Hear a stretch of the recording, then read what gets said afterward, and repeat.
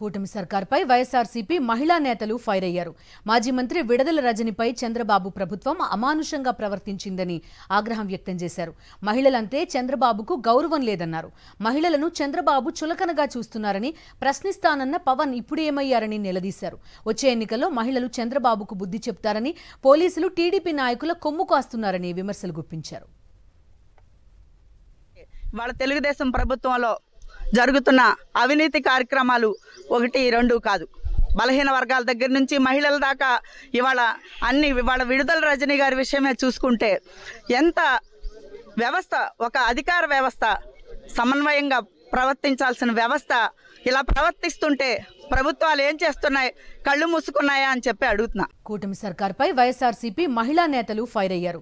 మాజీ మంత్రి విడదల రజనిపై చంద్రబాబు ప్రభుత్వం అమానుషంగా ప్రవర్తించిందని ఆగ్రహం వ్యక్తం చేశారు.